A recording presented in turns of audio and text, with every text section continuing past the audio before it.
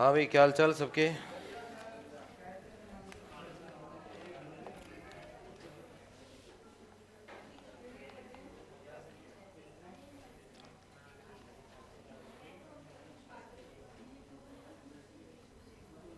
अब देखो, last class में हमने परिवहन समस्या ट्रांसपोर्टेशन प्रॉब्लम में बात की थी।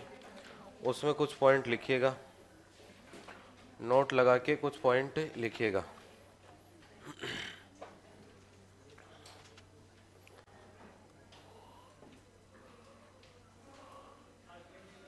हैं? क्या कह रहे हैं? नहीं, ट्रक आज छुट्टी पे है ना।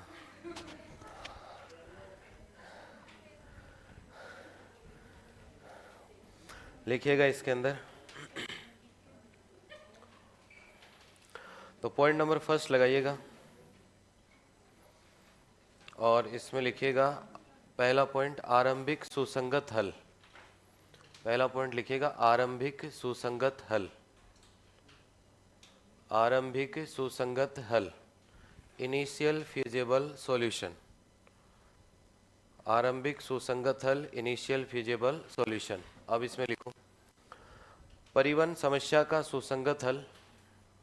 परिवहन समस्या का सुसंगत हल।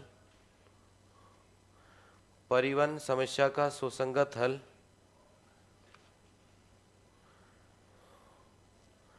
व्यक्तिगत निर्दिष्ट किए गए।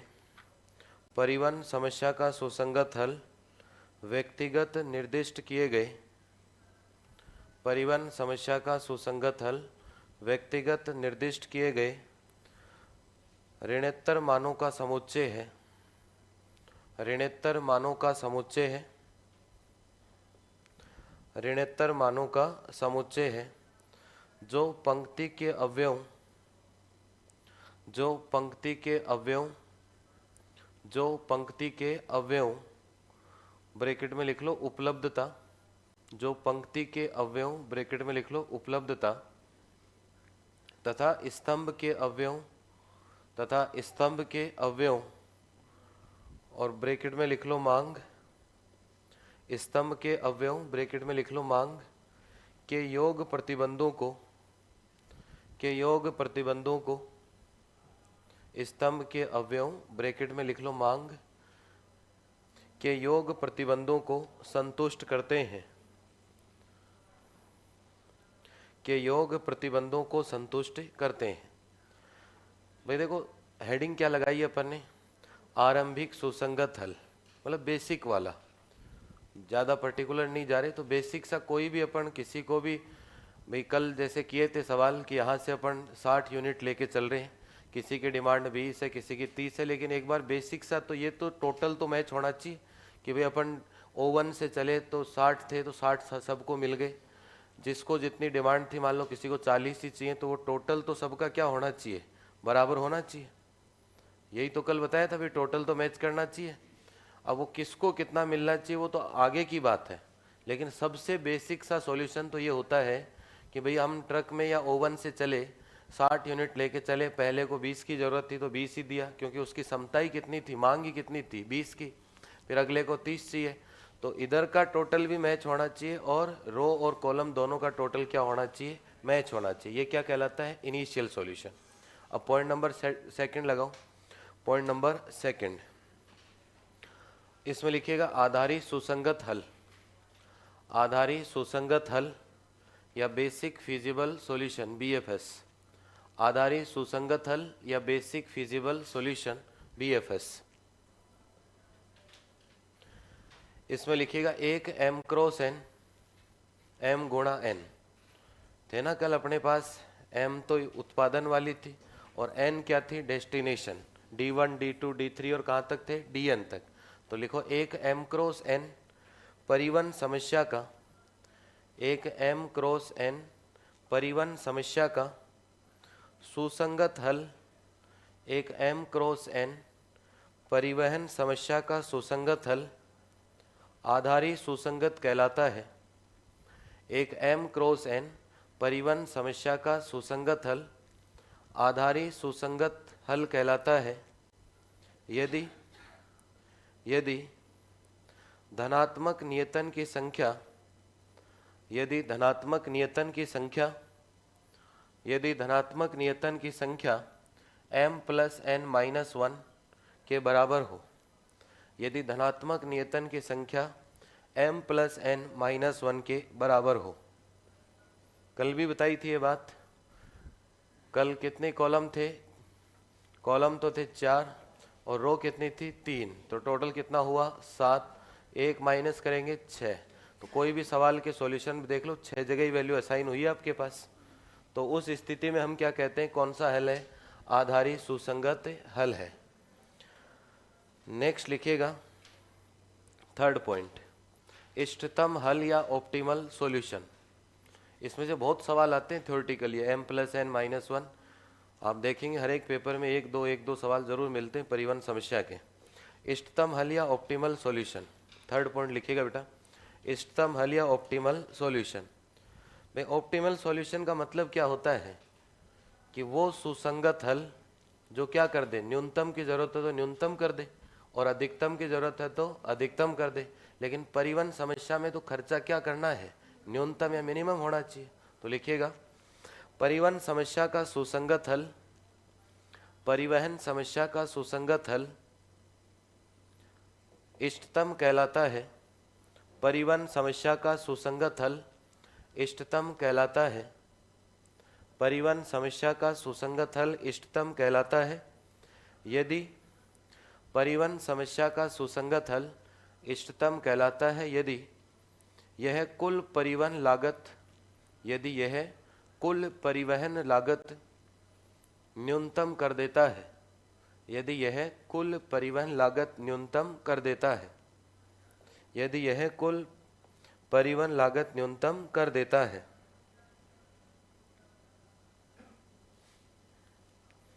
इसके बाद पॉइंट नंबर 4 लिखिएगा, अन्य अपभ्रष्ट आधारी सुसंगत हल। अन्य अपभ्रष्ट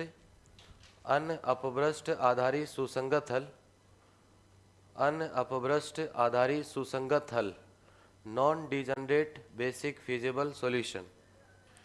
अन्य अपभ्रष्ट आधारी सुसंगत हल non degenerate basic feasible solution. इसमें लिखिएगा एक m क्रॉस n परिवहन समस्या, एक m क्रॉस n परिवहन समस्या का सुसंगत हल, एक m क्रॉस n परिवहन समस्या का सुसंगत हल, एक m क्रॉस n परिवहन समस्या का सुसंगत हल अन्य अपभ्रष्ट आधारी सुसंगत हल कहलाता है। सुसंगत हल अन्य अपभ्रष्ट आधारी सुसंगत हल कहलाता है यदि अन्य अपभ्रष्ट आधारी सुसंगत हल कहलाता है यदि पहला पॉइंट लिखो इसी के अंदर यदि, फिर फर्स्ट पॉइंट धनात्मक नियतन की कुल संख्या। पहला पॉइंट लिखिए यदि के बाद में धनात्मक नियतन की कुल संख्या, धनात्मक नियतन की कुल संख्या m plus n minus one हो। धनात्मक नियतन की कुल संख्या m plus n minus one हो। सेकंड लिखो यह नियतन स्वतंत्र हो, यह नियतन स्वतंत्र हो, यह नियतन स्वतंत्र हो। अब स्वतंत्र पे ज़्यादा डिटेल में नहीं जाना, फिर लूप वगैरह कई बनाने पड़ते हैं, थ्योरी में इतना याद रखना है। इसके बाद लिखिएगा नीचे ऐसे एरो का साइन लगा के लिख लो इस फोर्थ पॉइंट में ही अगली लाइन से, यदि किसी आधारी, नेक्स्ट लाइन में लिखिएगा यदि किसी आधारी सुसंगत हल में, यदि किसी आधारी सुसंगत हल में धनात्मक नियतनों की संख्या, यदि किसी आधारी सुसंगत हल में धनात्मक नियतनों की संख्या, धनात्मक नियतनों की संख्या m plus n minus one, धनात्मक नियतनों की संख्या m plus n minus one से कम हो तो, m plus n minus one से कम हो तो ऐसा हल, m plus n minus one से कम हो तो ऐसा हल अपभ्रष्ट आधारी सुसंगत हल कहलाता है। m plus n minus one से कम हो तो ऐसा हल अपभ्रष्ट आधारी सुसंगत हल कहलाता है। ऐसा हल अपभ्रष्ट आधारी सुसंगत हल कहलाता है। पॉइंट नंबर 5 लिखिएगा। Point number 5,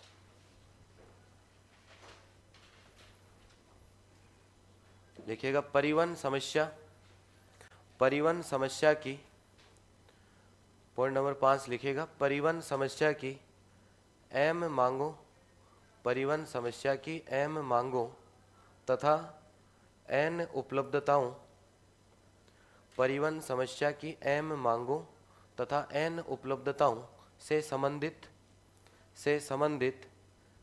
M plus N प्रतिबंधों से संबंधित एम प्लस एन प्रतिबंधों, परिवहन समस्या की एम मांगों तथा एन उपलब्धताओं से संबंधित एम प्लस एन प्रतिबंधों में से किसी एम प्लस एन प्रतिबंधों में से किसी भी एक प्रतिबंध को में से किसी भी एक प्रतिबंध को में से किसी भी एक प्रतिबंध को हटाकर में से किसी भी एक प्रतिबंध को हटाकर समस्या को में से किसी भी एक प्रतिबंध को हटाकर समस्या को m plus N minus one में से किसी भी एक प्रतिबंध को हटाकर समस्या को m plus N minus one प्रतिबंधों वाली m plus N minus one प्रतिबंधों वाली रेखिक प्रोग्रामन समस्या के रूप में, एक प्रतिबंध को हटाकर समस्या को m plus N minus one प्रतिबंधों वाली रेखिक प्रोग्रामन समस्या के रूप में, m plus N minus one प्रतिबंधों वाली रेखिक प्रोग्रामन समस्या के रूप में व्यक्त किया जा सकता है, व्यक्त किया जा सकता है। स्पष्ट रूप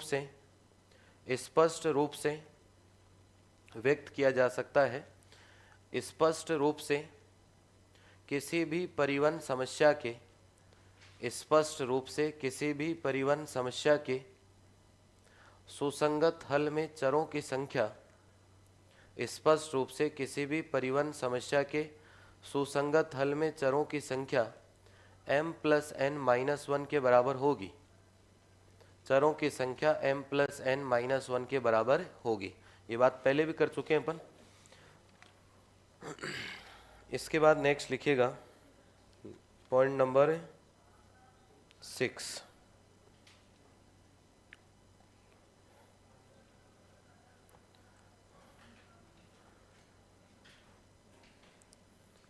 परिवहन समस्या। पॉइंट नंबर 6 लिखिएगा परिवहन समस्या m क्रॉस n, परिवहन समस्या m क्रॉस n, परिवहन समस्या m क्रॉस n में रिक्त कोष्ठिकाओं की संख्या, में रिक्त कोष्ठिकाओं की संख्या।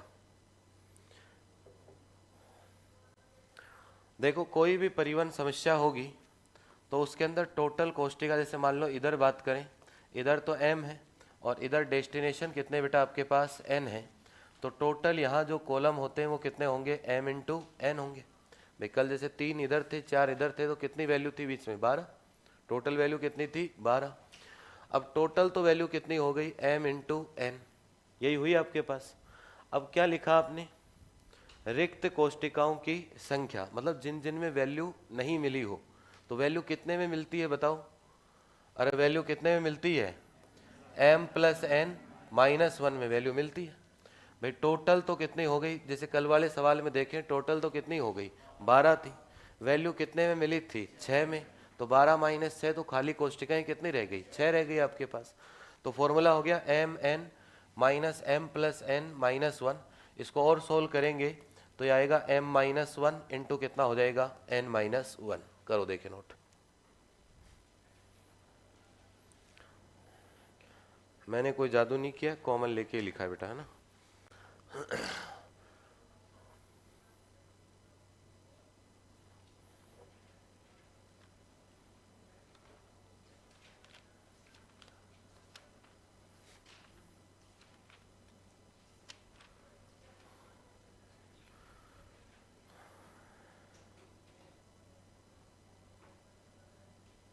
कर लिया नोट सबने। कितने पॉइंट लिख लिए? 6-7 लिखो। परिवहन समस्याओं में अपभ्रष्टता, ये हेडिंग लगा लो 7 नंबर पॉइंट में। परिवहन समस्याओं में अपभ्रष्टता, परिवहन समस्याओं में अपभ्रष्टता।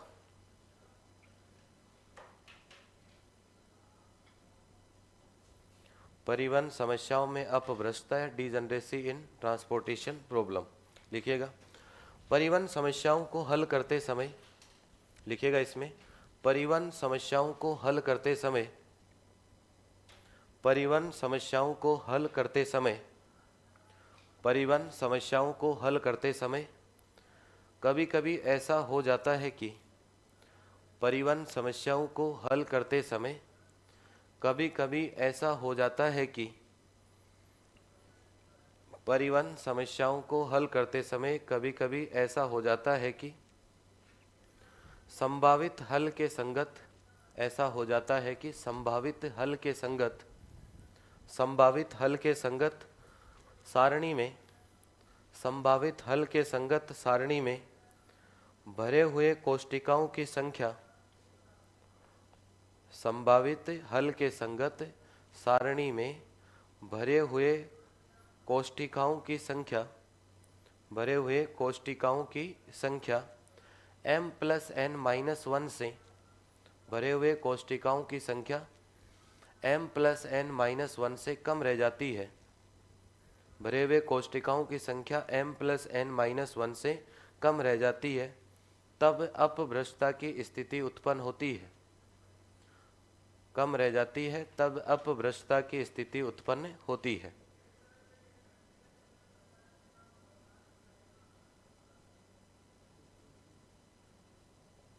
वैसे लिख चुके अपन पहले भी, 4th पॉइंट में लिखा था।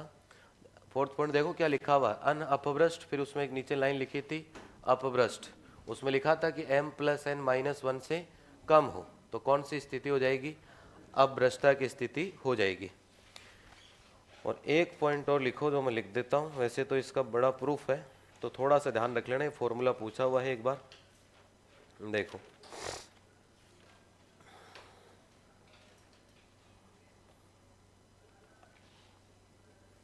लिखो कितने, 7-8 जो भी पॉइंट लगाओ। यदि एक आधारी सुसंगत हल में, यदि एक आधारी सुसंगत हल में,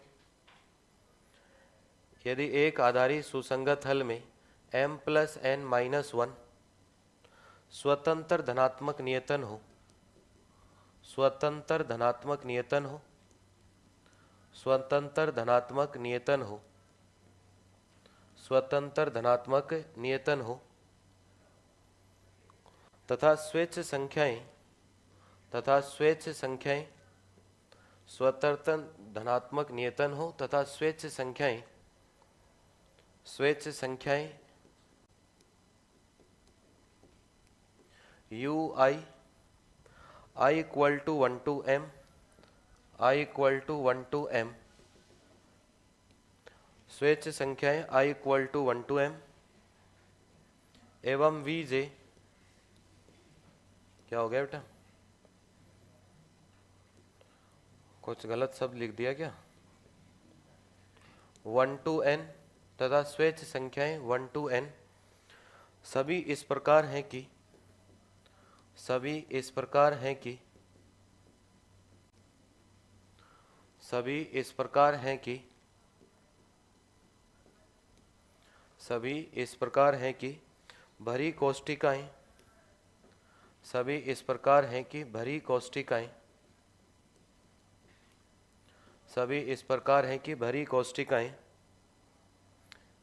एक बार ये लिख लो, भरी कोष्ठिका r, s के लिए CRS, r, s के लिए CRS equal to UR plus VS, UR plus VS, तो प्रत्येक रिक्त कोष्ठिका, तो प्रत्येक रिक्त कोष्ठिका, तो प्रत्येक रिक्त कोष्ठिका, तो प्रत्येक रिक्त कोष्ठिका IJ, तो प्रत्येक रिक्त कोष्ठिका IJ के संगत मूल्यांकन DIJ, के संगत मूल्यांकन डी आई जे, के संगत मूल्यांकन डी आई जे, के संगत मूल्यांकन d i J equal to c I j minus u i plus v j. तो ये फॉर्मूला इंपॉर्टेंट है डी आई जे का।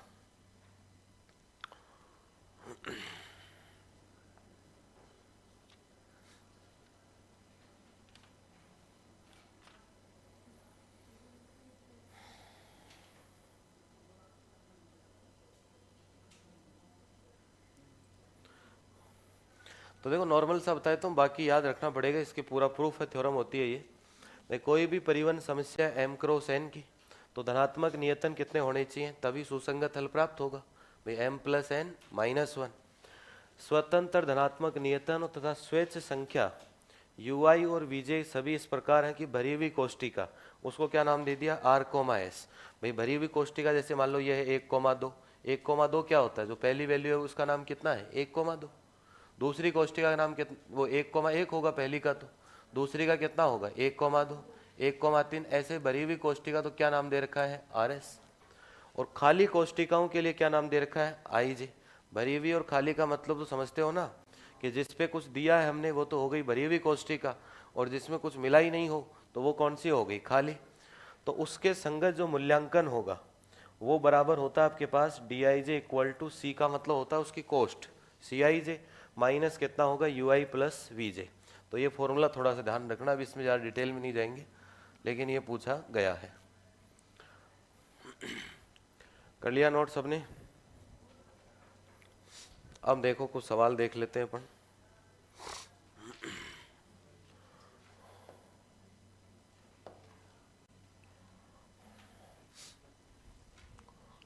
बताओ।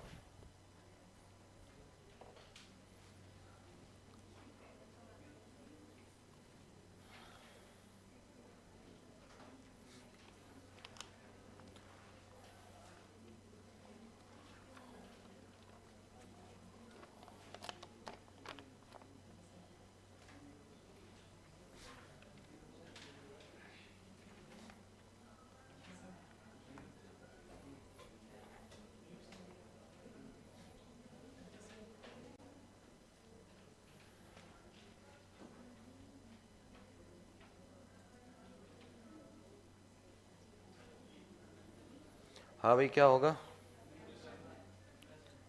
m प्लस एन, अभी लिखवाया था आपको। चलो वैसे इसमें पूरा क्लियर नहीं है, थोड़ा सा चलो जैसा भी है कोई बात नहीं, बताइए।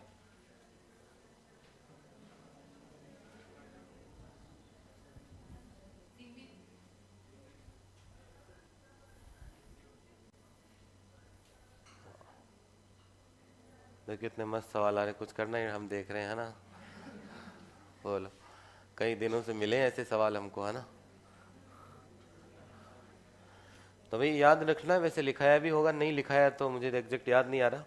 ए x equal to b x greater than equal to zero के सुसंगत हलों के अमुक समुच्चय के चरम बिंदु की संख्या क्या होती है आपके पास, सीमित या फाइनाइट होती है।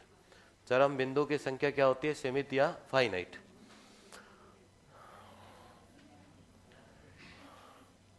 हाँ अब निकाल लो कॉपी पेन।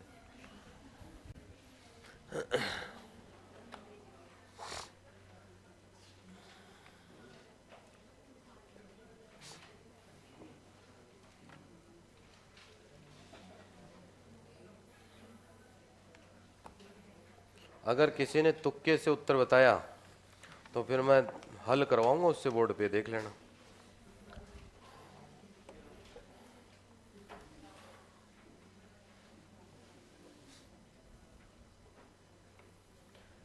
क्या करना है इस सवाल में, दो तीन जो भी दे रखा उनकी रेखाएं खींचेंगे, उभयनिष्ठ क्षेत्र देखेंगे सबका कॉमन, बताओ देख क्या आएगा वो क्षेत्र।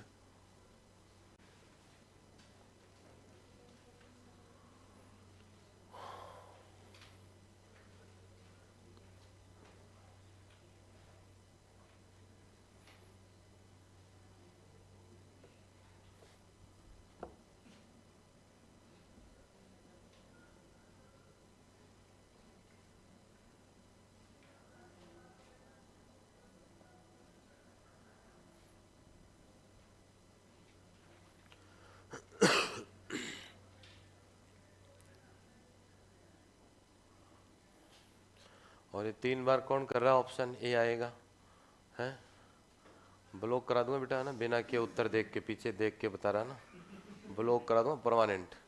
ये इतने में रेखा का क्षेत्र नहीं निकले तुमसे कि ऊपर आएगा कि नीचे आएगा, है।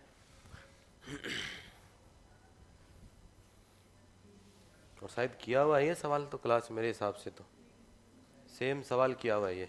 नहीं नहीं, हाँ नहीं नहीं होता, हाँ होता है ना, कंडीशन भी सेम थी, संख्या भी सेम है।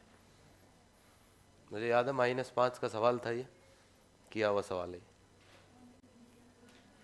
और ना किया हुआ तो भी क्या हो गया, रेखा ही तो खींचनी है।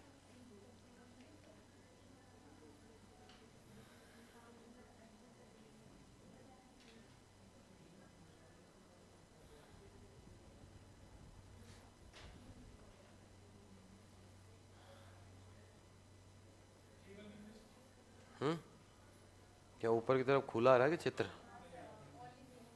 तो नीचे नीचे वाला एक पॉइंट मिल रहा है, बाकी तो कोई मिलेगा नहीं, ऐसा ही आ रहा होगा मेरे हिसाब से।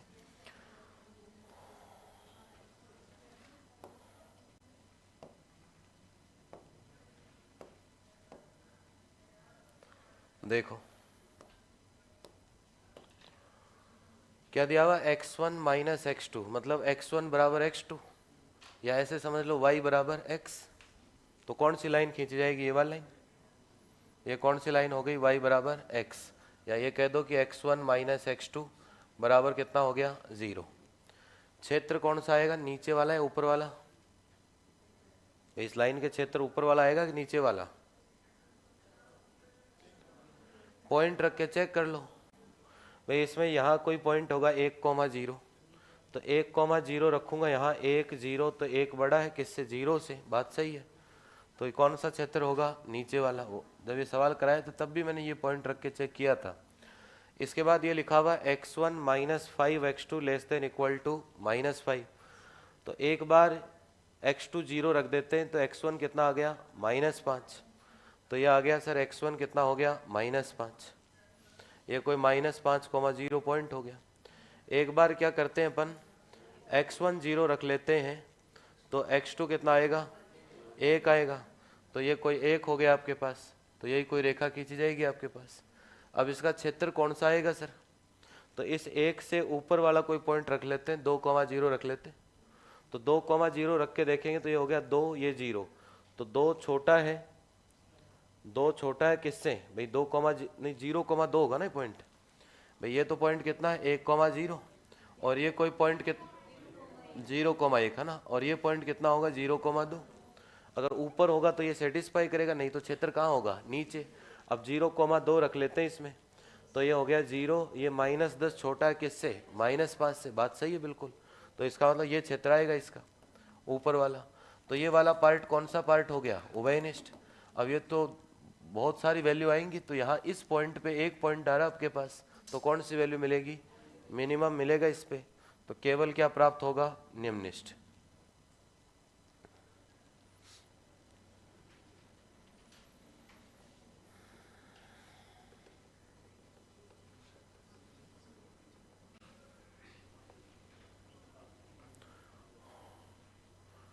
और एक सवाल और भी कराया था आपको, या तो आ जाएगा दोबारा से इसी में ही, नहीं आया हुआ है तो इम्पोर्टेंट है। एक सवाल कराया था इसमें क्षेत्र के अंदर एक ही पॉइंट ही आया था, याद हो तो।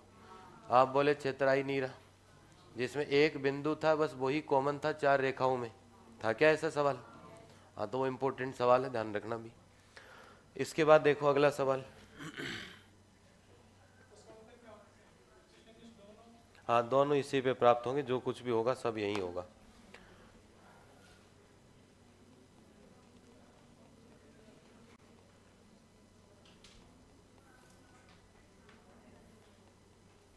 पेन वैन हाथ में ले ले बेटा, या कोई पर्चा लिखेगा, हाँ? फिर पेन वैन देखो, इनको ऐसे देखने से थोड़ी पता चलेगा। भाई मैंने क्या कहा था, अवमुख कैसे चेक होगा, चित्र बनाओ उसका। अगर उस चित्र के सारे बिंदुओं को किसी भी रेखाखंड से मिलाएं तो रेखाखंड भी उसी क्षेत्र में होना चाहिए। तो यही तो किसकी परिभाषा थी, अवमुख की। है क्या दिख गया बेटा बी में तेरे को ऐसा? नहीं क्या दिखा तेरे को, ये बता मेरे को, क्या दिख गया कि सर बी ऑप्शन है ऐसा? मतलब कब? मुकेश सर ने 2D पढ़ा दी ना? ठीक है, ये पूछना चाह रहा था।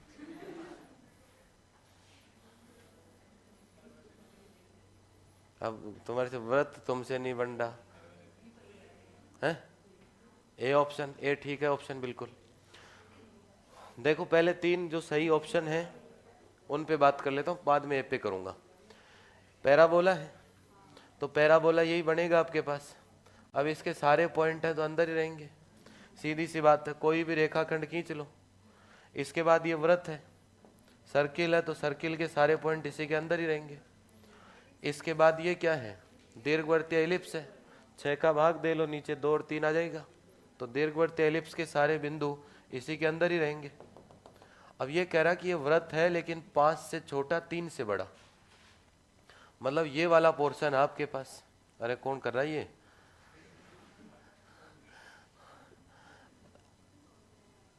अपने पास ये मान लेते हैं कि ये त्रिज्या तो कितनी है 3 यहाँ तक तो, और ये त्रिज्या कितनी है √3 मान लो, √5 मान लो, √ मान लेते हैं, ठीक है। 3 मान लो 5, उससे कोई फर्क नहीं पड़ रहा। अब अपने को कह रहा है कि 3 और 5 के ये बीच का पोर्शन है, ये पोर्शन ही है अपने पास। तो भाई यही तो पोर्शन है, 3 √3 त्रिज्या से बड़ा और √5 त्रिज्या से छोटा। अब इसके कोई 2 पॉइंट मिलाना चाहूँ, मान लो इसको और इसको, तो ये तो रेखाखंड बाहर निकल गया भाई। अपना क्षेत्र तो ये रिंग शेप वाला जो बना है, वलय जिसे कहते हैं, ये क्षेत्र ही है अपने पास। तो इससे बाहर निकल गया रेखाखंड। इसका मतलब अवमुख नहीं पूछा इसने, तो कौन सा ऑप्शन करेक्ट हो जाएगा? ए ऑप्शन करेक्ट हो जाएगा भाई। अवमुख के या तो मैंने पहले भी कहा था कि अवमुख के या तो स्टेटमेंट पूछेगा, दूसरा सवाल ही आ गया था स्टेटमेंट में, या फिर इस तरीके से देगा, उनके डायग्राम बना लो, या कई बार रेखा भी देता, रेखा खींच लो 3-4 जो भी खींच रही है, फिर देख लो कि कौन सा क्षेत्र आ रहा है या बाहर जा रही है इसके अंदर। बना लो, देखिए क्या बनाओगे। वैसे तो कुछ है ही नहीं बनाने लायक, छोड़ा ही नहीं हमको है।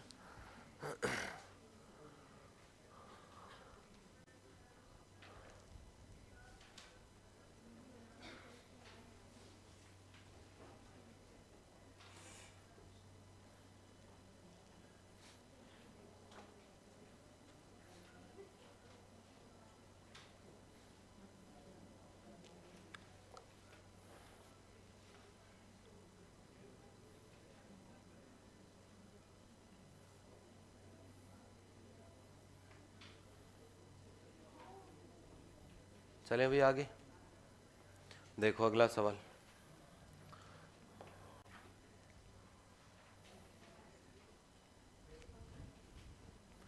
सवाल बड़ा इसलिए दिख रहा है कि 2 भाषाओं में लिखा हुआ है। कहीं घबरा जाते हो देख के, कह रहे क्या आया है यार, है ना? तो ऐसा नहीं, 2 भाषाओं में लिखा हुआ है, इसलिए बड़ा महसूस हो रहा है।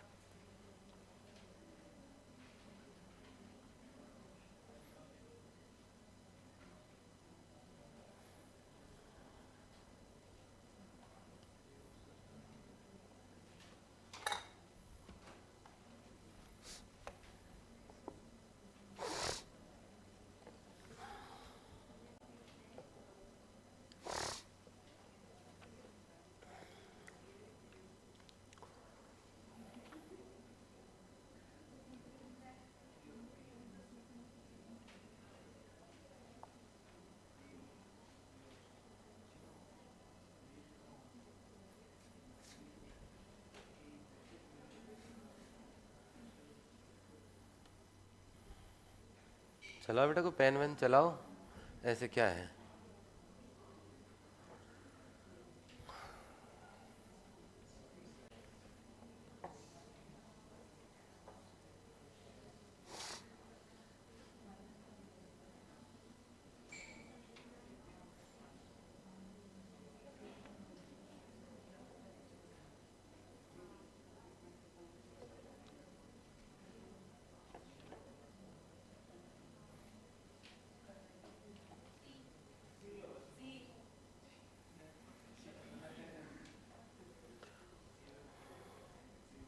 क्या दिख गया बेटा सी में ऐसा?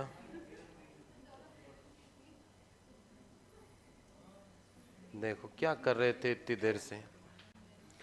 वो पेन वेन की जरूरत ही नहीं थी सवाल में लिखा हुआ है कि ये क्या है, आधारी हल।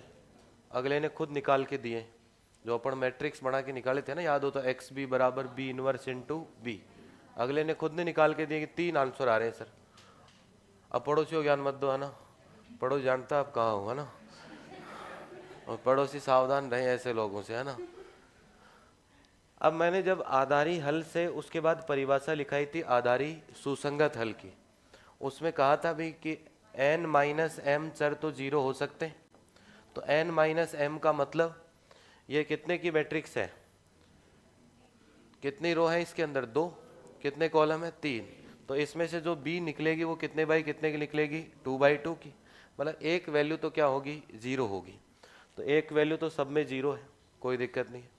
उसके बाद मैंने कहा था कि आधारी हल से जब आधारी सुसंगत हल बनेगा तो कोई भी मान ऋणात्मक नहीं होना चाहिए। 2 पॉइंट लिखे हुए उसके अंदर, अगर कॉपी खोल के देखें तो ऋणात्मक मान किसके अंदर है, इस वाले में ऋणात्मक मान आ रहा है आपके पास कितना, -2।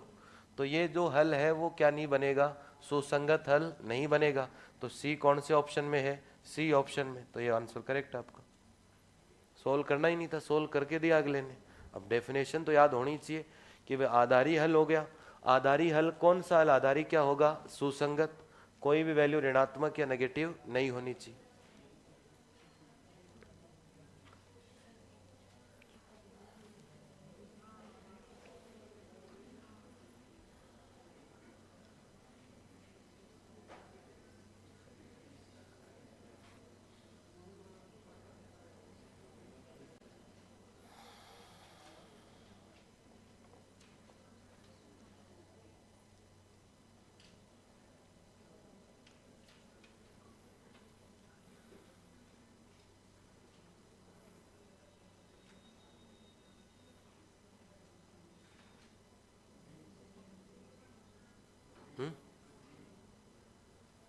सी है, बी क्या बता रहे हैं, सी में क्या है, क्या बात, क्या दिमाग लगाया बेटा है। अरे भी मैंने डायरेक्ट नोट लिखवाया था कि किसी भी सिंप्लेक्स के सवाल को सोल्व करते समय कृत्रिम चर या कृत्रिम सदिश बच जाए, उस स्थिति में हल नहीं आएगा। तो कौन सा ऑप्शन होगा, बी, बी ऑप्शन होगा। भाई कृत्रिम वाले का मतलब एम, या जो बताया था ना -m जिसकी वैल्यू ली थी, कृत्रिम यही तो बताया था, आर्टिफिशियल वेरिएबल। तो अगर वो बच जाता है, और वो भी क्या होना चाहिए, अशून्य नहीं हो, एम की वैल्यू 0 आ जाए तब तो कोई इशू ही नहीं है। लेकिन अशून्य कृत्रिम चर अगर बच जाए तो उस स्थिति मैंने पॉइंट लिखवा चुका हूं कि सुसंगत हल विद्यमान नहीं होगा। अब पढ़ना देखो पड़ेगा बेटा, कि सवाल भी सोल्व नहीं करें, पॉइंट भी याद नहीं करें, तो उसका तो क्या इलाज है।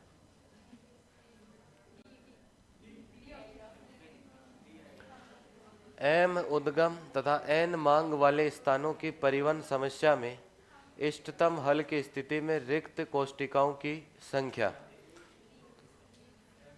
याद आ गया बेटा मेरे को। चलो भी आगे,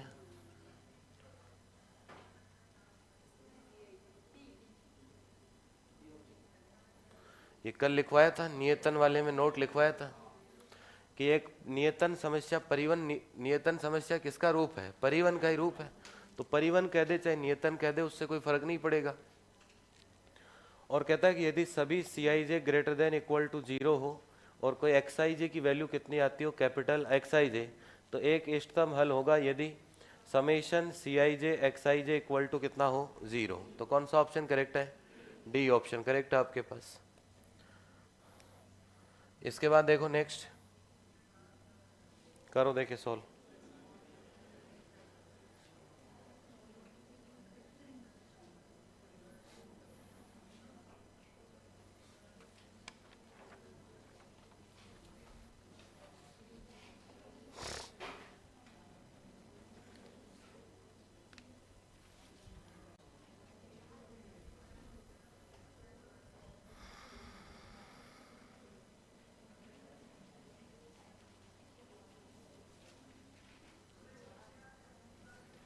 चार समीकरण थोड़ी है चार इसमें, तो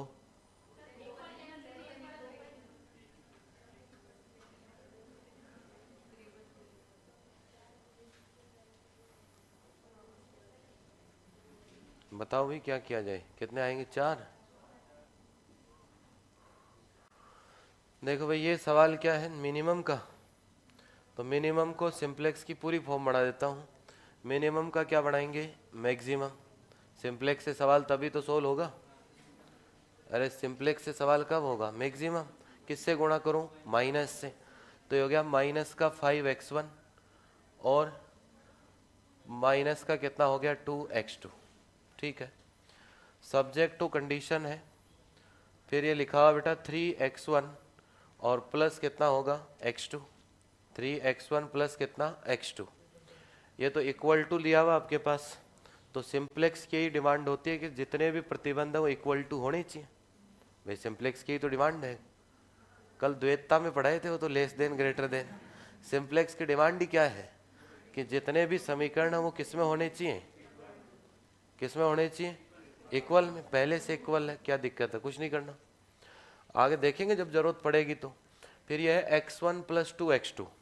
तो यह है सर x1 प्लस 2x2। अब इसमें कुछ कम पड़ रहा है तो कुछ जोड़ेंगे तो प्लस क्या हो गया? x3 और इक्वल टू कितना हो गया? 3। इसको एक बार खाली छोड़ कर व्यवस्थित करना पड़ेगा। फिर वो इकाई भी तो बननी चाहिए, 1 0 0 0 1 0 बताया था ना, इकाई मैट्रिक्स भी बननी चाहिए। और ये यहाँ देखो, ये कितना हो गया? 2x1 plus x2 minus x4 और इक्वल टू कितना हो गया? 3। अब यहाँ से देखें तो इकाई मैट्रिक्स तो बननी चाहिए। जब टेबल बनाते हैं तो ऐसे लिखा जाएगा। ये कितना है? 3, ये 1, ये कितना सर? 2, ये 1, ये 2, ये 1, ये तो 1 हो गया, ये -1 और ये तो इसमें 0। चलो इसमें 0 लिख देते हैं ना, 0। ये हो गया -1, ऐसा ही हुआ। अब इकाई बनी क्या? नहीं है। तो ज़रूरत है आपको, तो ज़रूरत है तो क्या करें? एक तो यहाँ जोड़ेंगे, एक तो यहाँ जोड़ना पड़ेगा आपको। देखो ये तो 0 0 रख लेंगे इसको, तो जितना आगे बढ़ाना चाहो उतना बढ़ा लेंगे ज़रूरत के हिसाब से। अब यहाँ आपके पास क्या होना चाहिए? ये तो हो गया 1 0 0, इसमें क्या बन गया? -1। तो एक तो यहाँ ज़रूरत पड़ेगी आपको, एक तो m वाले की यहाँ ज़रूरत पड़ेगी। कोई नाम दे दो x5, तो यहाँ नाम दे देंगे इसको, क्या नाम दे देंगे? x5। तो इसको नाम दे दिया अपन ने x5। तो यहाँ आपके पास कितना आ गया? 1। यहाँ कितना आ गया आपके पास? 1। इसके अलावा बताओ बोर कहाँ? ऊपर वाले में कुछ आ ही नहीं रहा। ऊपर वाले में कुछ आ रहा है क्या? नहीं आ रहा। तो ऊपर वाले में नहीं आ रहा तो ऊपर वाले में कहाँ जोड़ें बताओ? ऊपर वाले में कहाँ जोड़ें बताइए भाई। आपके पास आइडेंटिटी तो बननी चाहिए। देखो ये x3 तो 0 हो गया, x4 इसमें काम में लिया, ये भी 0 हो गया इसका। इसके बाद x5 इसमें काम में ले लिया तो ये भी 0 हो गया। अब कितना जोड़ें इसमें? 1 जोड़ें तो ये हो गया 0। अब आइडेंटिटी बनी क्या? ऐसी आइडेंटिटी देखिए किसी ने? 0 0 1 1 0 0 0 फिर 0 -1 1 0, ऐसी आइडेंटिटी देखिए किसी ने? एक और लेना पड़ेगा, एक और लेना ही पड़ेगा आपको, और वो इसमें लेना पड़ेगा, इस वाले में। इसमें भी आर्टिफिशियल जोड़ना पड़ेगा 0 और ये 0। अब ये आइडेंटिटी बनी आपके पास। समझे बात को भाई? और सवालों में तो बन जाती है डायरेक्ट ही, इसमें बनी नहीं भाई। ये 0 0 0 था, ये 1 0 बना ही नहीं कहीं। अब बनी आइडेंटिटी, तो एक तो ये जोड़ा हमने खुद से, एक ये जोड़ा 2, एक ये जोड़ा 3। इसको तो ऊपर नीचे कर सकते हैं, अब तो कोई इशू नहीं है। तो कितने जोड़े आपने? 3। तो ऐसे ही नहीं पूछा था सवाल, अगले ने ठीक पूछा था।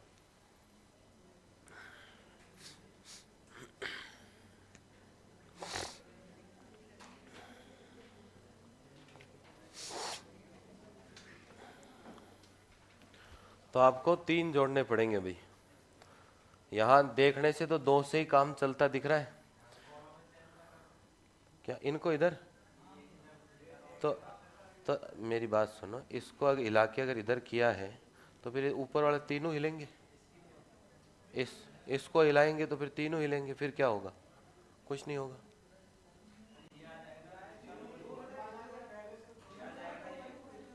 किसको भेज दूं? ये वाला?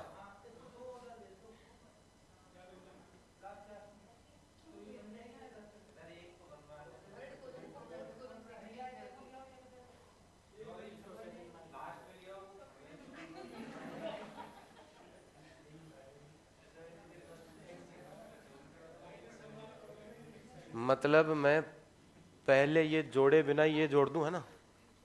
ऐसा होगा नहीं भैया ना। पहले मैं जोड़ूंगा न्यूनता पूरक और अधिकता पूरक, पहला काम ये है। अगर उनसे कुछ नहीं हो तो उसके बाद मैं जोड़ूंगा कौन सा, कृत्रिम या आर्टिफिशियल।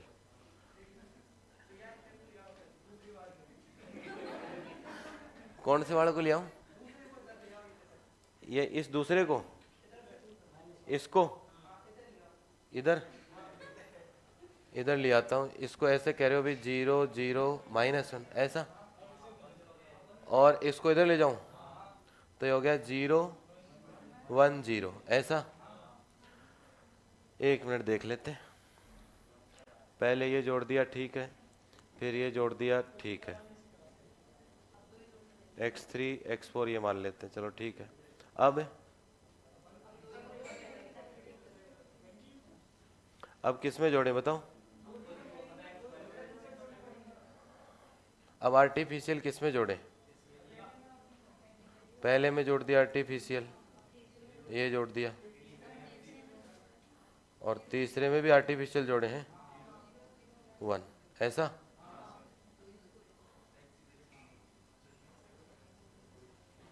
एक मिनट देख लेते हैं।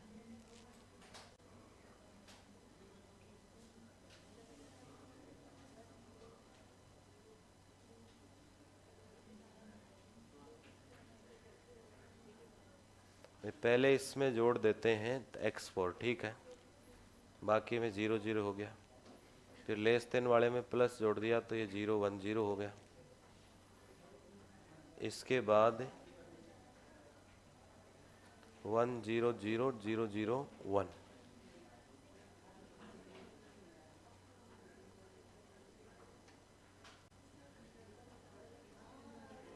बात तो ये भी ठीक है, बात तो ये भी ठीक है भैया ना, बात दोनों ही ठीक है, ये भी ठीक है बात और ये भी ठीक है।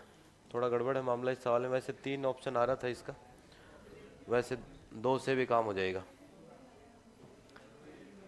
0 1 0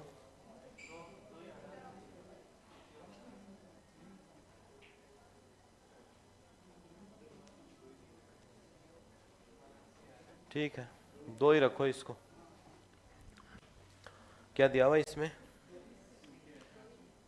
कौन सा सवाल था ये? 9 में सी, ठीक है, 2 पे रखो। तो ये रखना भी है ना, इसको व्यवस्थित करके ठीक करें। 2 रखना इसके अंदर, है ना, 3 की जरूरत नहीं है आपको, 2 से ही काम हो जाएगा। ये टेबल लिख ही देता हूँ आपकी, 3 1 2, और ये टेबल हो गई 1 2 और 1। ये है आपके पास। ये एक में जोड़ा पहली बार, इसको कोई x3 कह दो, इसे x4 कह दो, और ये x5, और ये क्या हो गया x6। ये 2 क्या हो गया आपके पास, आर्टिफिशियल वेरिएबल। ये 2 हो गए, तो 2 ही बनेंगे, है ना।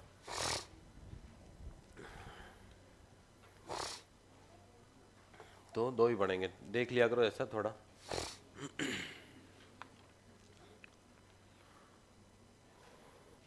वे सही दिया हुआ आंसर इसमें 9 में सी, ठीक है।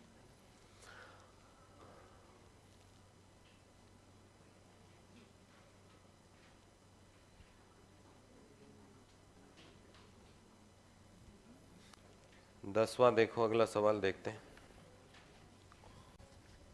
तो रोल ये होना चाहिए कि भाई आइडेंटिटी बननी जरूरी है, माइनस से आइडेंटिटी नहीं बनेगी, तो ये आपको ध्यान रखना है, ठीक है। अगला देखो,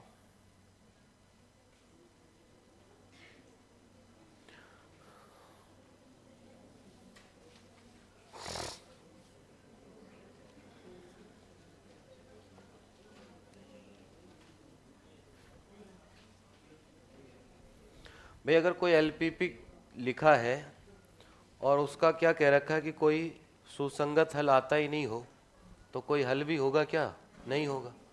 तो कौन सा ऑप्शन करेक्ट है आपके पास? D option. तो ये आपका डी ऑप्शन करेक्ट है इसमें। इसके बाद देखो अगला सवाल, दो अवमुख समुच्चयों का सर्वनिष्ठ सदैव एक अवमुख समुच्चय होता है। तो डायरेक्ट स्टेटमेंट है, तो ये आपका ए ऑप्शन करेक्ट है। इसके बाद देखो नेक्स्ट क्वेश्चन, बताइए, चेक करके बताओ रेखा खींच के।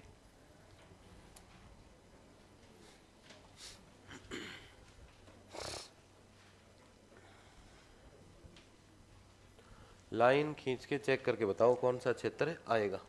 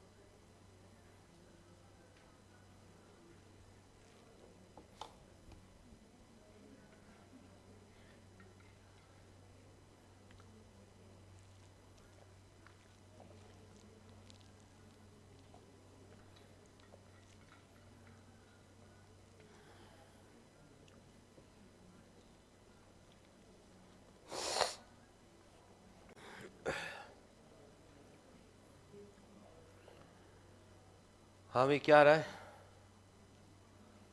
क्षेत्र में? क्या आ रहा है इसके, तभी पता चलेगा क्षेत्र आएगा रीजन।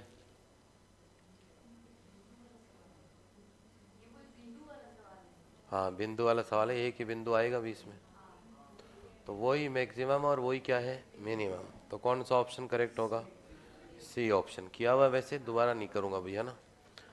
तो सी ऑप्शन करेक्ट है। अच्छा सवाल है, इंपॉर्टेंट क्वेश्चन। मैंने कहा था या तो आ गया होगा, नहीं फिर भी इंपॉर्टेंट सवाल है ये।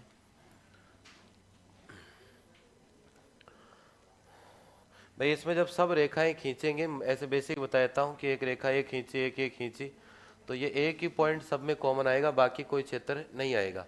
तो यही इसी बिंदु पे मैक्सिमम होगा, यही क्या होगा आपके पास, मिनिमम होगा। ठीक है।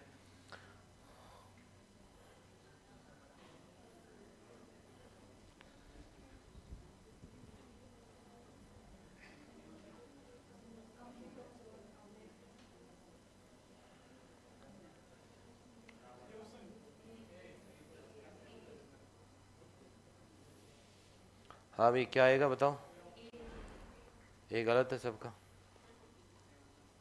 ये गलत है वास्तव में, इसीलिए दिया है सवाल अगले ने। अभी अभी लिखवा के आया था थोड़ी देर पहले। रिक्त कोष्टिकाओं की संख्या थोड़ी बताई थी, भरी हुई कोष्टिकाओं की संख्या बताई थी कि भाई भर्ती कितनी है वास्तव में। भाई सब सही इष्टतम हल और सुसंगत हल के साथ मिलता है तो भर्ती कितनी है, m+n-1 भरी हुई कोष्टिकाएं होती हैं।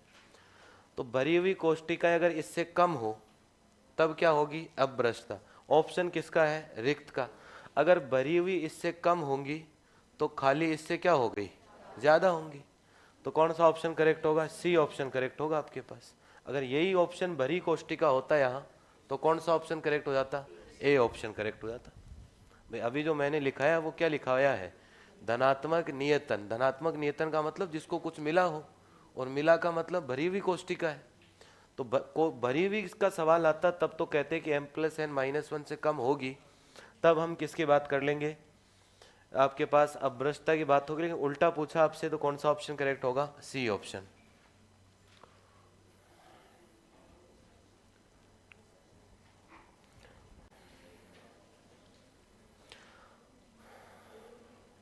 एक एलपीपी का आधारी सुसंगत हल अपभ्रष्ट आधारी सुसंगत हल कहलाता है यदि कम से कम एक आधारी चर क्या होना चाहिए, शून्य। डायरेक्ट परिभाषा है। तो कौन सा ऑप्शन करेक्ट है, ए ऑप्शन करेक्ट है आपके पास। भाई यही तो पीछे लिख के आए थे, इसके बाद देखो नेक्स्ट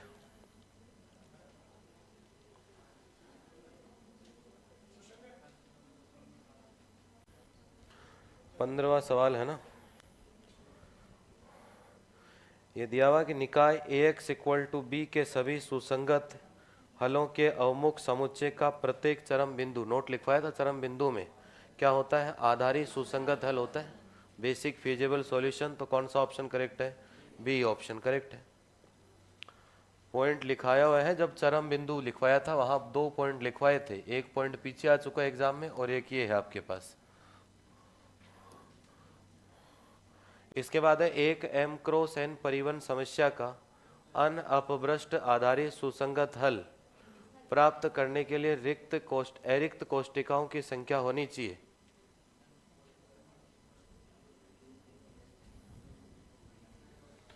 अन अपभ्रष्ट की अभी परिभाषा लिखवाई है थोड़ी देर पहले, तो कौन सा ऑप्शन आएगा, ए ऑप्शन। भाई इससे कम ज्यादा होते ही तो अपभ्रष्ट हो जाएगा, कम होते ही तो कौन सा ऑप्शन करेक्ट होगा, ए ऑप्शन। बताइए, ये सोल्व करना पड़ेगा, अभी करो देखिए।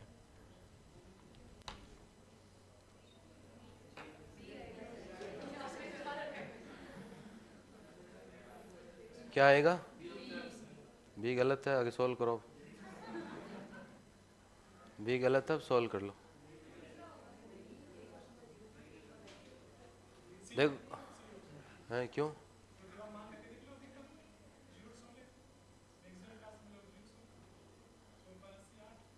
है।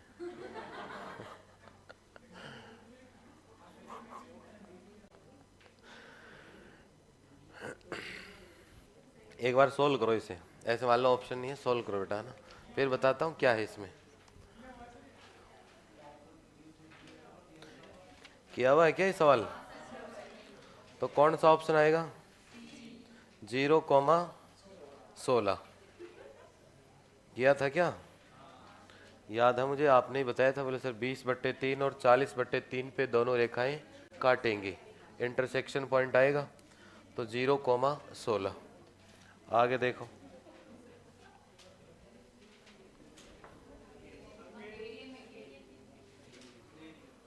देखो ये लिखा हुआ, निम्न में से कौन सा तरीका मुख्य रूप से नियतन समस्याओं को हल करने के लिए प्रयुक्त होता है।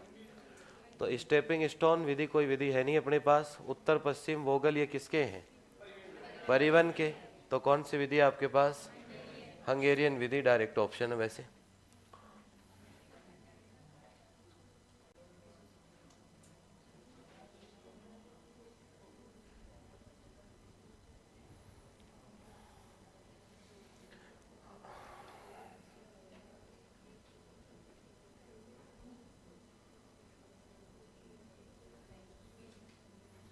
ये भी नोट लिखा हुआ है कॉपी में कि यदि ax बराबर b x greater than equal to 0 के सभी सुसंगत हलों का अवमुख समुच्चय एक अवमुख बहुभुज, वहाँ अवमुख फलीय लिखा था अपन ने, बहुभुज की जगह कई जगह अवमुख फलीय भी लिखा है, वो उससे कोई फर्क नहीं पड़ रहा, तब कम से कम एक चरम बिंदु एक चरम हल देता है। तो कौन सा ऑप्शन होगा, बी ऑप्शन होगा आपके पास।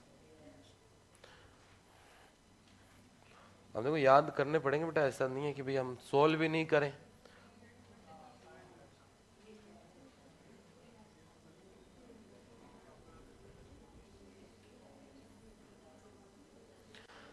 एक आपको एल सिंप्लेक्स की टेबल दी गई है और आपसे पूछा है गलत कथन, टेबल सोल्व करके आए अपन, तो टेबल अगले ने बढ़ा के दी है, सोल्व करके देखो, ZJ माइनस CJ, आप घबरा रहे थे कि हम क्या करेंगे, पूरा सोल्व करके दिया है, बताओ। हाँ, अफगान मतलब इंग्लिश लिखी होगी ना, आउट गोइंग, हाँ डिपार्टिंग एक ही बात है, बाहर जाने वाला।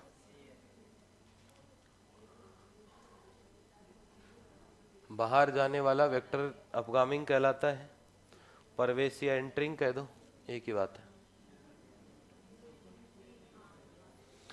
देखो भाई टेबल दी हुई है, ZJ माइनस CJ सोल्व किया हुआ अगले का, और यहाँ देखो ये लाइन पूरी मिला देते हैं ना, ऐसे है ये, और एक लाइन और खींच देते, ये लो, ये अब पूरी टेबल हो गई क्या, ठीक है। अब देखो क्या करते हैं अपन, सबसे पहले सबसे बड़ा नेगेटिव देखते, सबसे बड़ा नेगेटिव कहाँ है, -3, तो यहाँ एंट्री करेंगे। इसके बाद इसका भाग देंगे इनमें, तो भाग देंगे तो क्या आएगा बेटा, देखो माइनस वाले का तो भाग देते नहीं है, बी में तो भाग देते हैं। बी कितना है, 7, 12 और 10, ये 3 है आपके पास। तो इस बी में भाग देंगे इसका, तो इसका तो भाग देंगे नहीं, 12/4 कितना हो गया, 3, और ये हो गया 10/3। तो सबसे छोटा होता उसमें एंटर करते हैं, तो कौन सा छोटा है, 3, तो इधर एंटर करेंगे। ये किसके सामने है, ये x5 कर लेना इसको ना, a5 x5, तो x5 का मतलब है y5, तो ये बाहर वाला हो गया, ठीक है। और इसके बाद जहां दोनों मिलते हैं वो कौन सा वेक्टर हो जाता है, की वेक्टर, तो ये की वेक्टर आपके पास। अब अपगामी सदिश a5 y5 कह दे, a5 कह दे, ऑप्शन सही है। a2 प्रवेशी सदिश है, बात सही है, 2 नंबर वाला एंट्री कर रहा है, y2 वाला। मुख्य अवयव 8 है, 8 नहीं है। और संगत चर x4 x5 x6 एक तत्समक मैट्रिक्स है, बिल्कुल आइडेंटिटी बना रहे, 1 0 0 0 1 0 0 0 1, तो कौन सा ऑप्शन गलत है, सी ऑप्शन करेक्ट हो गया। अब आप कह रहे थे सवाल कैसे पूछेगा सिंप्लेक्स के, तो टेबल दे के पूछ लेगा अगला, कोई इश्यू नहीं है ऐसा। ये है, अब सारी चीजें चेक हो गई टेबल की, एंट्री वेक्टर क्या है, आउटगोइंग वेक्टर क्या है, की वेक्टर क्या है, आइडेंटिटी किससे बनी, और बचाई क्या है। अब तो अगली टेबल हर कोई बढ़ा देगा कि पहली लाइन किससे आएगी, 4 का भाग देने से अगली टेबल आ जाएगी।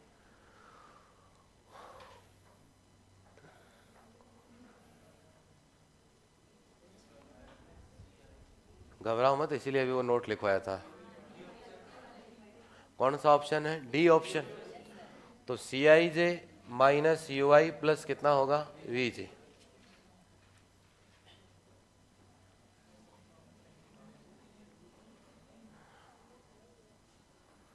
क्या लिख दिया इसने,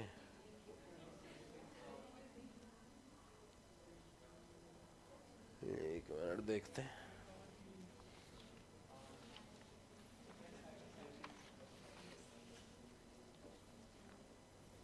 ये है x2 - 3,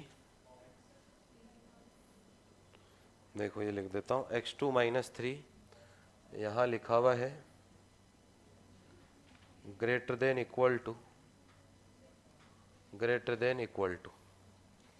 -x1 स्क्वायर।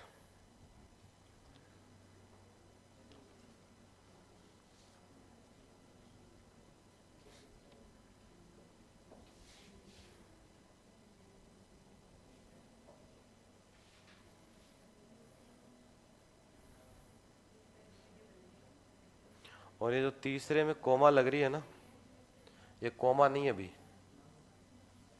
अब सवाल सही है बिल्कुल।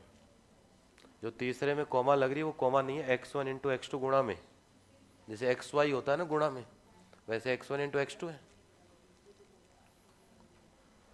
ये ठीक कर लेना इसमें थोड़ा सा।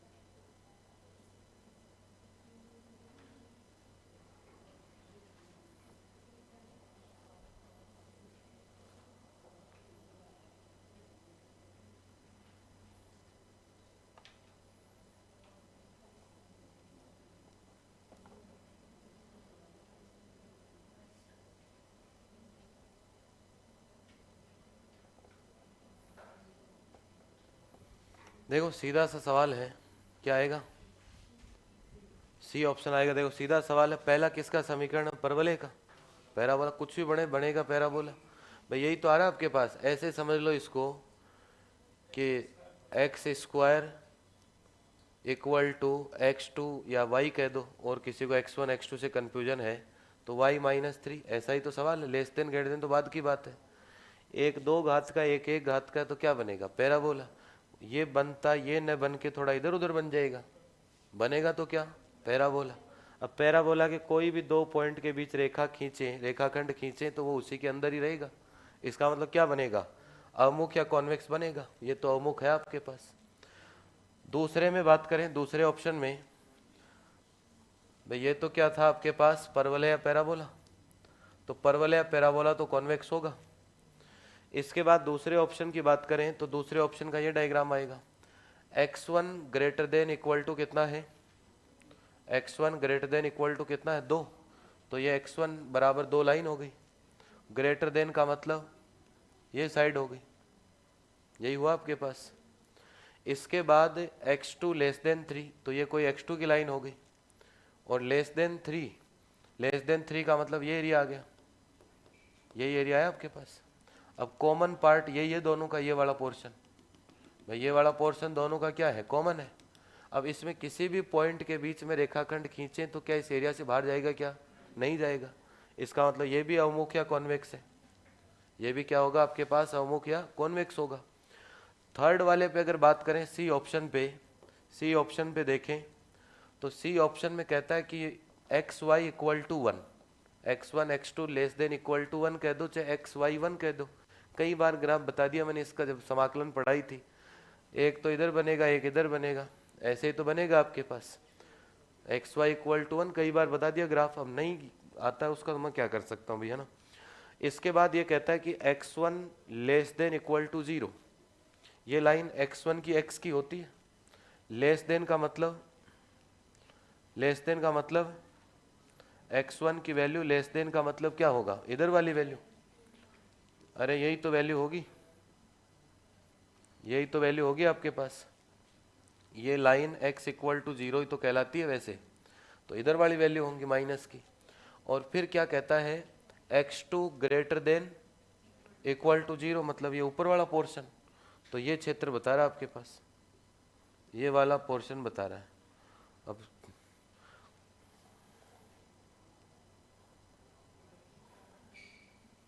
कोई सा मामला बैठ ही नहीं रहा इसमें तो। भाई रीजन कौन सा हो रहा हो बेनिस्ट, बताओ जो तीनों का रीजन कह सके उसे। कुछ हो ही नहीं रहा इसमें तो कहीं पॉइंट, वो भी ग्रेटर देन है, तो ग्रेटर देन रखें तो फिर तो अमुक हो जाएगा।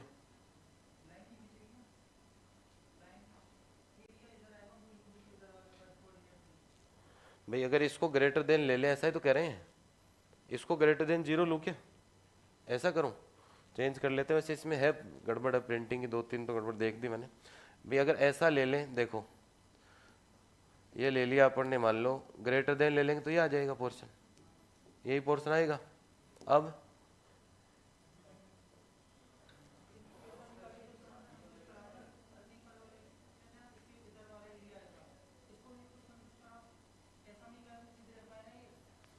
हाँ तो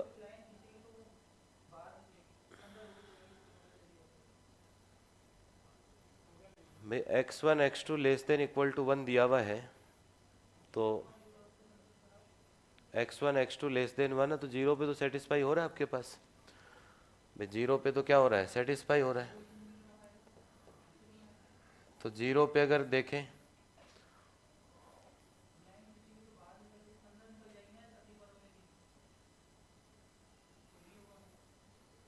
ठीक है इसको भी ग्रेटर देन कर लो, ठीक है इसको भी क्या कर लो, ग्रेटर देन। लेस देन में तो कोई कहीं मैचिंग ही नहीं हो रही इसकी, है ना, एक पोर्शन इधर जा रहा है एक इधर जा रहा है, तो इसको क्या कर लो, ग्रेटर देन 0, ये ठीक कर लेना प्रिंटिंग का। इसको क्या कर लो, ग्रेटर देन 0। अब ये वाला पोर्शन है आपके पास, ये वाला भाग है, यही तो भाग आया अपने पास। अब मान लो मैं एक बिंदु तो ये ले लूँ, एक बिंदु ये ले लूँ, और ये रेखा खींचूँ तो बाहर निकल गई है। तो अगर ये रेखा खींचूँ तो ये क्या निकल गई, बाहर। इसका मतलब ये अवमुख नहीं होगा, और अपन को अवमुख नहीं चाहिए, तो कौन सा ऑप्शन करेक्ट हो जाएगा, सी ऑप्शन। भाई ये रेखा मैं खींचूंगा तो ये बाहर निकल जाएगा, तो ये अवमुख नहीं होगा। तो इसमें थोड़ी सी प्रिंटिंग दिक्कत थी, तो ये ठीक कर लेना बेटा, है ना।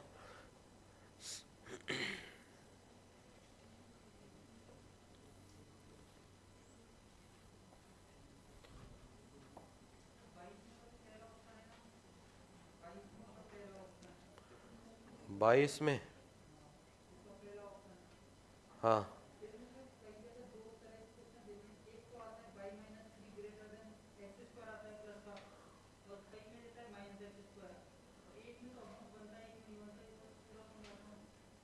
अभी बता देते हैं भाई, वो पैराबोला के या तो बाहर का पोर्शन होगा एक अंदर का है, भाई दो चीज़ें बन जाती हैं, तो पॉइंट रख के सेटिस्फाई करा लो, उसमें तो क्या दिक्कत है भाई। जैसे ये नोट कर लो, इसको उतारना हो भाई, देखो पहला तो सिंपल है, पैराबोला बनेगा, दूसरे में रेखा बनेगी, ये क्षेत्र आ रहा है, और तीसरा ये वाला पार्ट है ना, और वो ही बता देता है minus less than greater than का, है ना।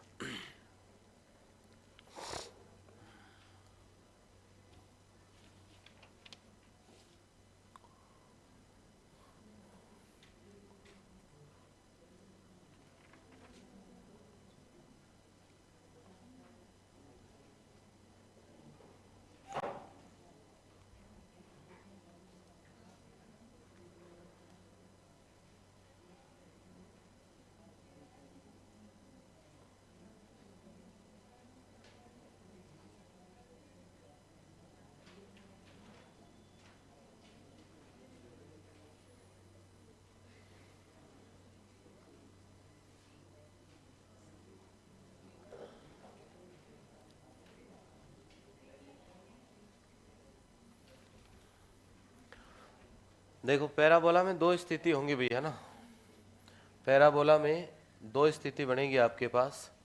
एक तो जब भी कंफ्यूजन लगे पैराबोला में पॉइंट रख लिया करो, जैसे ये पैराबोला दिया हुआ आपके पास, अब इसमें या तो ये वाई स्क्वायर इक्वल टू, जैसे ये मान लो एक्स का पैराबोला है, वाई स्क्वायर इक्वल टू किसका पैराबोला है, एक्स का। अब वहाँ इक्वल टू तो देगा नहीं, वहाँ निशान देगा या तो लेस देन का या ग्रेटर देन का। भाई इसमें दो सवाल बना देगा आपके पास, वाई स्क्वायर लेस देन ऐसा देगा, या आपके पास ऐसा देगा Y square greater than equal to X. भाई यही देगा दोनों में से एक, या तो लेस देन देगा या क्या देगा, ग्रेटर देन। अब देखो इसमें सिंपल सा ले लो, यहाँ का पॉइंट ले लिया करो, इसके अंदर ये पॉइंट ले लिया, ये मान लो कितना पॉइंट है, 1,0, ये पॉइंट कितना है, 1,0। अब 1,0 इसमें पुट करके देख लो अंदर का पॉइंट।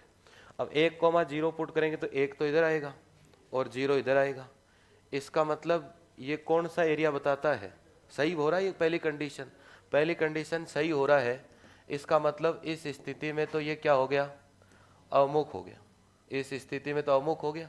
अब चाहे कोई से भी दो पॉइंट को मिला लो, रेखाखंड अंदर ही रहेगा अपने पास। अब अगर ये दिया हुआ है, इसमें पॉइंट रख के देखो, ये सेम पॉइंट इसमें रख के देखो, सेटिस्फाई हो रहा है क्या, नहीं हो रहा। इसका मतलब ये है तो परवल, लेकिन एरिया कौन सा बता रहा है, बाहर वाला, ये वाला बता रहा है एरिया आपके पास, ये वाला एरिया बता रहा है, अंदर नहीं है। कौन सा एरिया है, बाहर वाला। भाई अंदर वाले पे तो सेटिस्फाई नहीं कर रहा है, अंदर जैसे सबसे सिंपल पॉइंट यही है 1,0। अब यहाँ एक रखूंगा, 0 एक छोटा है, 0 से बात गलत है, गलत है, इसका मतलब अंदर वाला एरिया नहीं है सर। ये कौन से की बात कर रहा है, बाहर वाले की। अब बाहर के दो पॉइंट मान लो, एक पॉइंट ये एक ये मिलाऊंगा तो ये अपना एरिया है क्या, अब अंदर वाला नहीं है, तो बाहर चला गया, बाहर चला गया, इसका मतलब ये अमुख नहीं है। तो जहां आपको कंफ्यूजन लगे वहां आप पॉइंट रख के चेक कर लिया करो तुरंत।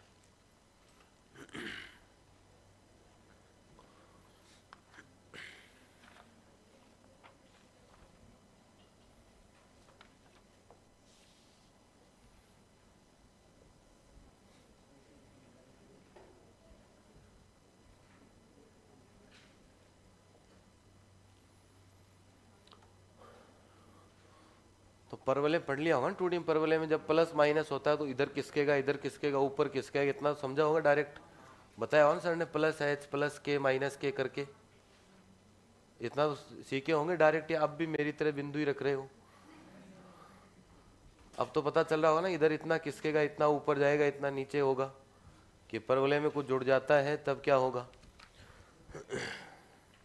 और जब कुछ भी नहीं जुड़े तो अपने बिंदु रख लिया करो, ये है ना। क्या करें, मेरे को बिंदु रखने पड़ते हैं, बुढ़ापा आ गया इसलिए। चलें अगले सवाल पे। देखो गणितज्ञ डी कैनिंग द्वारा सिद्ध की गई, कल ही नाम बताया था, कल डी कैनिंग जो कल बताया था कि हंगरी का गणितज्ञ था, और उसी के नाम पे डी कैनिंग गणितज्ञ था, उसी से कौन सी विधि बनी थी, हंगेरियन नियतन विधि बनी थी अपने पास। तो ये भी पूछा गया कि गणितज्ञ डी कैनिंग द्वारा सिद्ध गई प्रमेय किसे हल करने के लिए प्रयोग की जाती है, तो कौन सी समस्या आपके पास, नियतन समस्या। तो यहाँ भी सवाल हर कहीं से बना देगा, यहाँ कोई फिक्स नहीं है कि मैं जो कहूँ कि यही पूछेगा। अगली बार आपको 2 सिंपलेक्स की टेबल दे देगा, एक की जगह कितनी दे देगा, 2, और कह देगा कि इसकी 2 लाइन लिखो पहली से दूसरी टेबल में, या पहली टेबल देख के दूसरी टेबल का की एलिमेंट निकालो। तो सवाल कहीं से ही बना सकता, अपन को आना पूरा चाहिए। बड़ा नहीं होगा सवाल, लेकिन अब आपको ऐसा, तो मैं पहले दिन से कह रहा हूँ, सिंपलेक्स का पूरा सवाल सोल्व नहीं कराएगा आपसे। अब बीच में से अब कई पढ़ाने वाले और पढ़ने वाले दोनों ही सिंपलेक्स छोड़ देते हैं। क्या छोड़ देंगे? सिंपलेक्स। बहुत बड़े सवाल हैं। अब अभी पिछले टेबल दे दी, अगला अब फंस गए ना, अब कहाँ जाओगे? पूरा पूछ लिया, परवेशी सदिश भी पूछ लिया, एंट्री भी पूछ लिया, की एलिमेंट भी पूछ लिया, लेस देन भी पूछ लिया, सारी चीज़ें पूछ ली। बताओ देखिए क्या आएगा इसके। उद्देश्य फलन z equal to 2x plus 3y के अधिकतम होने के लिए, उद्देश्य फलन z equal to 2x plus 3y के अधिकतम होने के लिए क्या होना चाहिए बताइए? ए ऑप्शन क्या दिख गया भी ऐसा?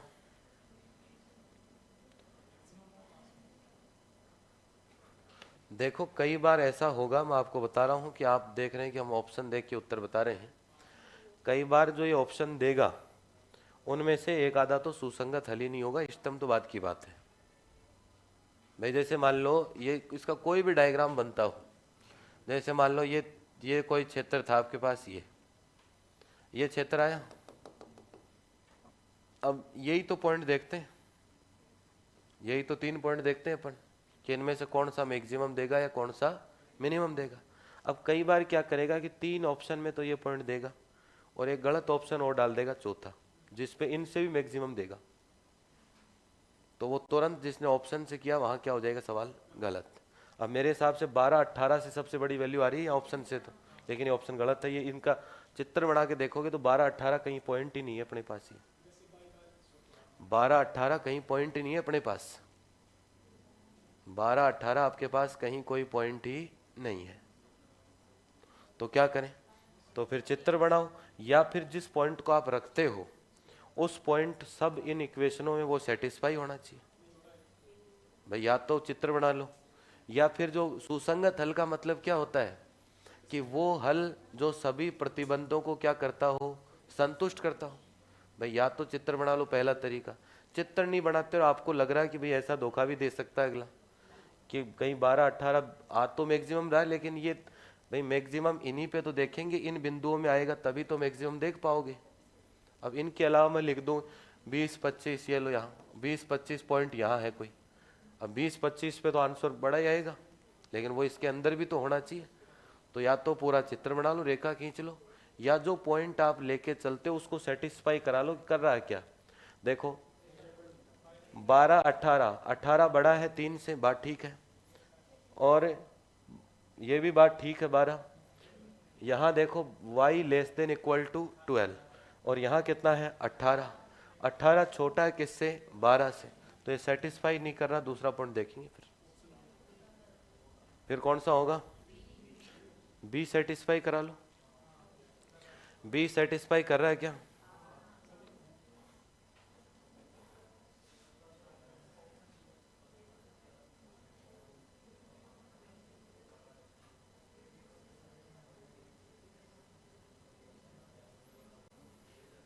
बी सब जगह कर रहा है सेटिस्फाई, तो फिर ठीक है। क्या ऑप्शन आ रहा है भी इसमें? चॉइस में डी आ रहा है। एक बार चित्र बना के चेक कर लेना भी इसको, है ना, डायग्राम बना के, या तो अभी कर लो। अभी कौन से हाथ दर्द कर रहे हैं, करो देखे। मतलब आज क्या दिख गया ऐसा कि हम करें कुछ नहीं, ऐसे ही बताएंगे, है ना? है? एक बार चेक कर लो ना कहाँ दिक्कत अपने पास है, कॉपी पेन रेखा खींच लो।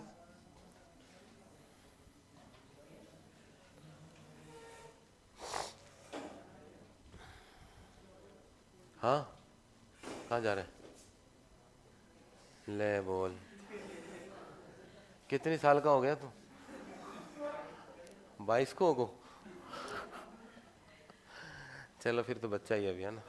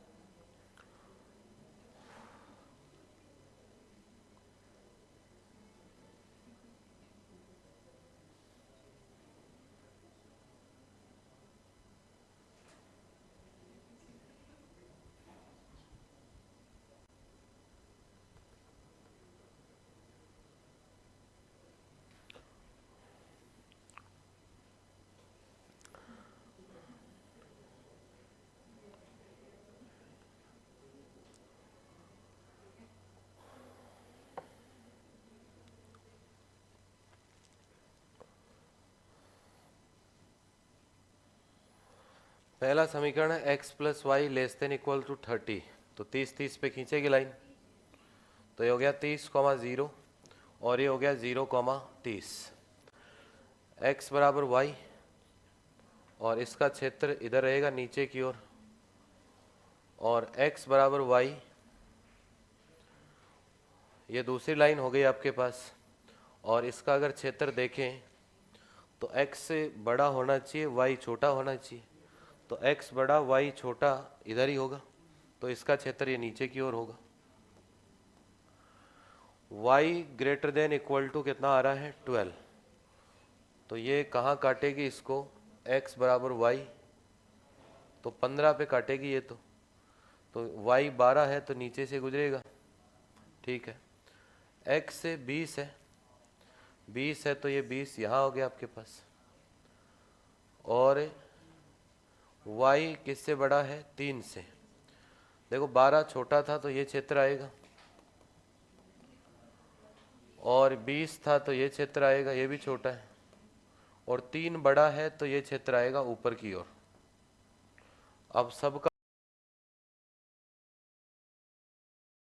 वैनिस क्षेत्र, ये वाला हुआ, एक पॉइंट ये है, एक पॉइंट ये हो गया, एक ये पॉइंट हुआ, एक ये पॉइंट और एक ये पॉइंट, ये वैनिस क्षेत्र है सबका। अब पॉइंट चेक करो क्या क्या आएंगे, देखो यहाँ से देखें पॉइंट, तो ये कौन सी लाइन है बेटा, 2 नंबर, ये है 3 और वो लाइन है, तो कितना पॉइंट आएगा 3,3, अरे ऐसा आएगा क्या, तो ये तो 3,3, ये 20, ये हो गया 20,3, और ये वाला पॉइंट ये है 12, एक तो 12 हो गया, और x की वैल्यू इसमें रखूँगा 12 पहली इक्वेशन में, तो कितनी हो गया 18, 18,12, 18,12, देख लो करा रहा सेटिस्फाई, फिर भी फंस रहा मामला। अब यहाँ से देखो, ये है आपके पास, एक तो 12 है ही, और x बराबर y वाली लाइन है ये, तो 12,12, 12,12 ही है ना आपके पास।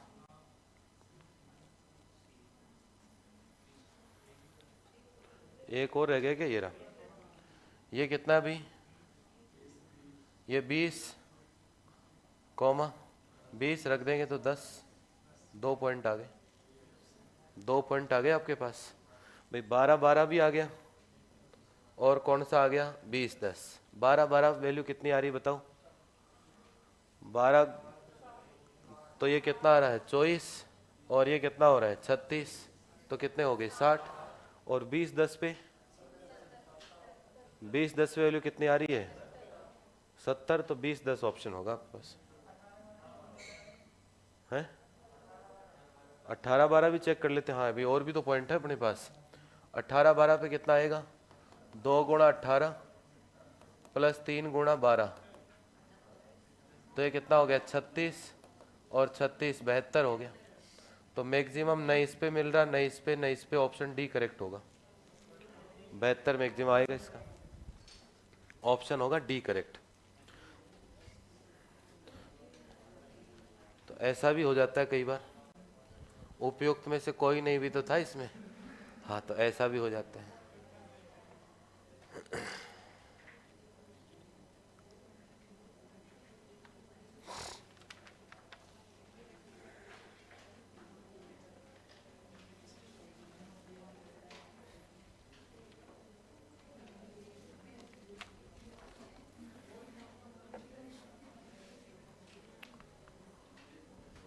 तो किसी को बनाने की जरूरत नहीं है क्या इसकी, आज क्या है, किसकी क्लास है,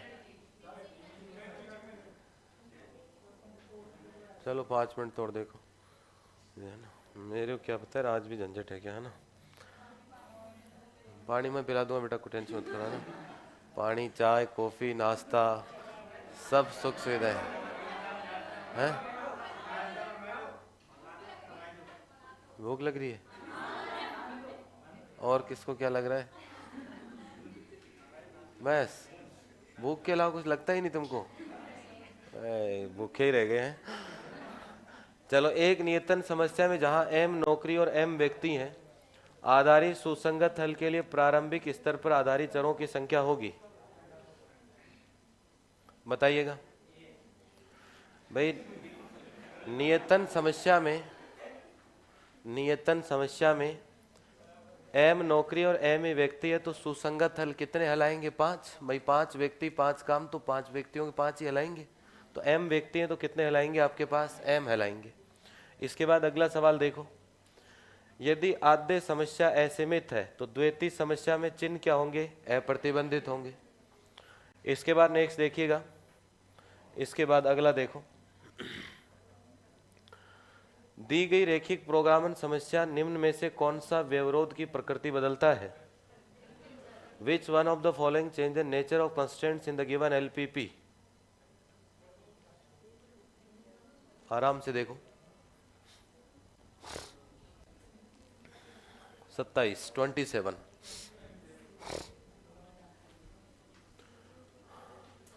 देखो, आधिक्य पूरक भी जुड़ता है, न्यूनता पूरक भी जुड़ेगा वहां, और उपयोग में कोई नहीं का तो कोई ऑप्शन नहीं है, तो फिर कौन सा बदलेगा? कृत्रिम चर। व्यवरोध का नेचर तो ये बदलेगा आपके पास। इसके बाद देखो, m पंक्तियों और n स्तंभों वाली परिवहन समस्या में अन अपभ्रष्ट आधारित सुसंगत हल के लिए कुल रिक्त कोष्ठिकाएं कितनी होनी चाहिए? तो ऑप्शन नंबर सी हो जाएगा आपके पास। इसके बाद n में विभाजित अंतर दो सारणिकों के भाग के रूप में व्यक्त किया जा सके तो प्रत्येक का क्रम होगा n+1। na का सवाल है, ये बीच में आ गया कहीं से, है ना। ये MSc का सवाल है, इसको छोड़ दो, फर्स्ट ग्रेड का जियोडेसिक वाला छोड़ो। बताओ, नहीं फर्स्ट ग्रेड का नहीं, अपना सिलेबस का भी है ये। तो मैंने वो चित्र आप देख रहे थे, मजाक में बनाए थे पहले दिन, है ना, बनाए थे ना, ऐसे गोला बना देते, कैसे बना दिया था, तुम देख रहे गुरु देख क्या चित्र बना रहे हैं। तो अवमुख समुच्चय नहीं है तो यहाँ एक पॉइंट यहाँ लेंगे, एक पॉइंट यहाँ, तो रेखाखंड कहाँ जाएगा? बाहर। तो कौन सा ऑप्शन करेक्ट होगा? D option. ये आप खुद से सोल्व कर लेंगे, कोई इश्यू नहीं इसका, लेस देन ग्रेटर देन का है, रेखा खींच के आ जाएगी वैल्यू। हाँ, नियतन समस्याओं में m व्यक्तियों की संख्या n कार्यों की संख्या तब सही कथन है, दोनों बराबर होने चाहिए। तो m इक्वल टू क्या होना चाहिए? n। इसके बाद देखिएगा, किसी परिवहन समस्या को हल करते समय अन अपभ्रष्टता आने का अर्थ है कि समस्या असंतुलित है, इस प्रकार का प्राप्त हल सुसंगत नहीं है, कुल आपूर्ति मांग बराबर नहीं है, कुछ आवंटन ऋणात्मक हो जाते हैं। बताइए, आज ही लिखवाया है, सोच के बताओ। 34 है ना, बताइए।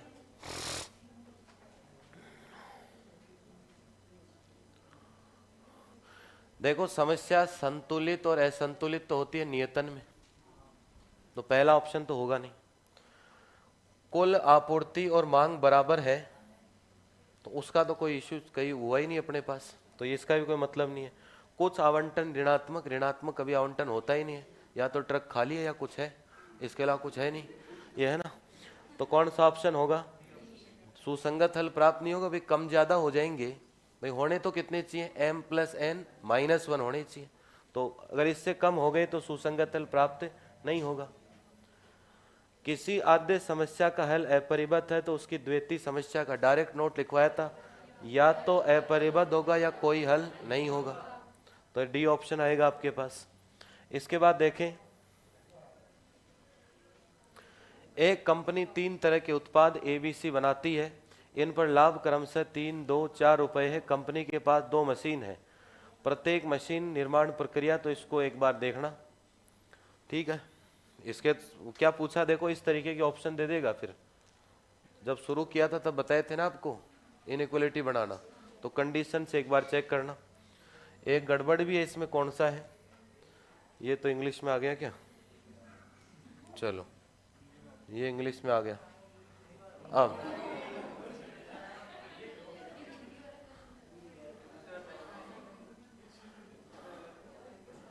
अब इसने क्या, मुर्गी, अरे बैठ जा नीचे,